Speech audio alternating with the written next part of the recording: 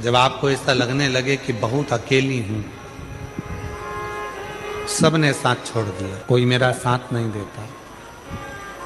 परिवार नाते रिश्ते कुटुंब कबीले सब मुझे छोड़ दिए, तब शंकर के मंदिर में जब आप बैठे हो या जल चढ़ा रहे हो तो वहां की जो रज है, वहां की जो मिट्टी है, वहां का जो कण है, वहां की जो रज है, मिट्टी है,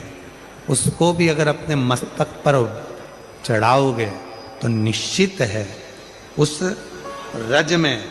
ना जाने कौन सा शिव भक्त अपने मस्तक पर त्रिपुंड लगाकर आया होगा, शरीर पर भस्म लगाकर आया होगा। वो भस्म की कण जमीन पर गिरी होगी, वो कण जब हमारे शरीर पर लगेगी तो निश्चित है कि तुम्हारा दुख कटेगा जरूर, वो दुख समाप्त जरूर, दुख समाप्त।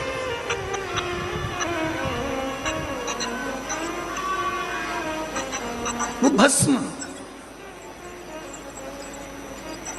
चपटी भभूत में है खजाना, जो तन पर भस्म चढ़ रही है। भगवान हुआ क्या, शिव महापुराण में महत्तम में वर्णन आता है, एक देवराज नामक का ब्राह्मण जो कभी ब्राह्मण कुल में रहने के बाद भी ब्राह्मण कर्म नहीं कर पाया,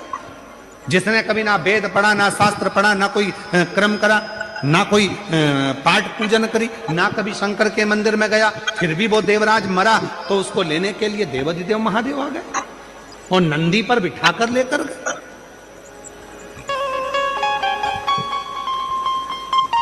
क्यों, किस लिए, क्या कारण था? केवल एक कारण, देवराज नाम के ब्राह्मण की माता शिव के मंदिर में जाती थी, शंकर के मंदिर में झाड़ू लगाती थी, शंकर के मंदिर में पोछा लगाती थी, शंकर के मंदिर में जल चढ़ाती थी, शंकर के मंदिर में जाकर आराधना करती थी। और वो देवराज नाम का ब्राह्मण जो ब्राह्मण कुल में जन्मा था, ब्राह्मण के घर में जन्म लेने के बाद भी ब्राह्मण कर्म नहीं कर पाया, ब्राह्मण कर्म से वंचित रह गया, चोरी करता, घर में अच्छी पत्नी थी, बच्चे थे, कुटुंब था, इसके बाद भी पर स्त्री का गमन करने गया और एक दूसरी स्त्री के कहने पर रानी के गले का हार चुरा कर लेकर आ गया।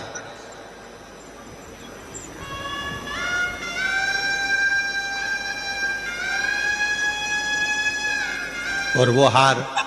जो रानी के गले का चुरा कर लाया,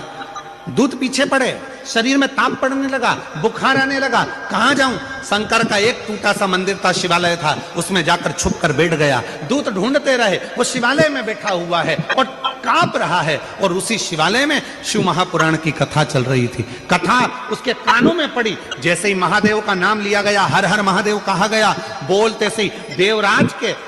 सिर में दर्द हो रहा था, बाहर निकल गया, बेलपत्र के वृक्ष की छांव में,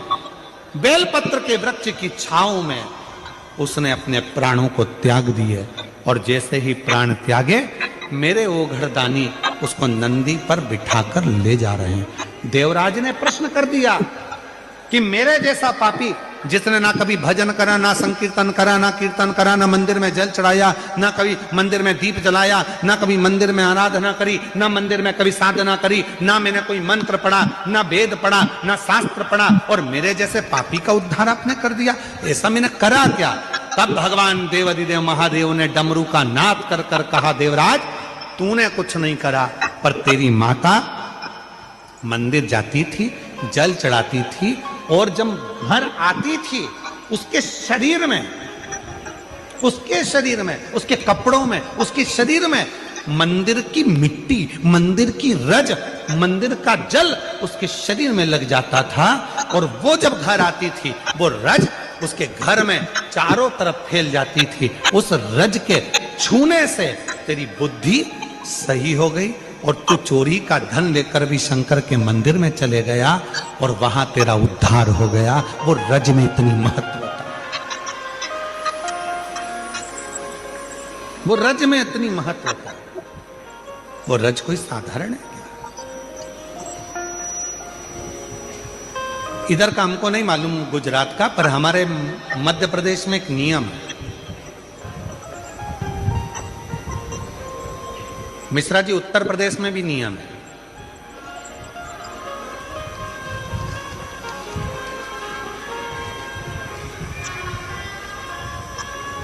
इधर गुजरात का छोटू भाई हमको नहीं मालूम है, परंतु हमारे उधर मध्य प्रदेश में, उत्तर प्रदेश में, सेंगर जी तुम कहाँ के हो हमें नहीं मालूम, तुम भी उत्तर प्रदेश के होते, हाँ तो तुम्हारे कोई मालूम होगा। उधर साइड में एक नियम है, जब कोई बड़ा तीर्थ कर घर आता है ना कोई व्यक्ति, तो उसके कपड़े की रज शरीर पर दूसरे लोग मलते हैं। जैसे उसका शरीर, जो उसने कपड़ा वहां पहना था, तीर्थ में गया था, जो कपड़े पहनकर आता है उस कपड़े को धोते नहीं है, घर में झड़ाते हैं, उसके कपड़े की रज को शरीर से लगाते हैं। क्यों? हम तो बद्रीनाथ नहीं गए, हम केदारनाथ नहीं गए, हम अमरनाथ नहीं गए, हम सोमनाथ नहीं गए, हम द्वारका नहीं गए, हम रामेश्वरम नहीं गए, हम जगन्नाथ नहीं गए, पर जो होकर आया है उसके कपड़े में जो रज लगी होगी वो मंदिर की ही तो रज होगी। जब हमारे शरीर से लगेगी तो हम जैसे जीवों का भी कल्याण कर देगी, इसलिए उस रज को लगा, रज को लगा।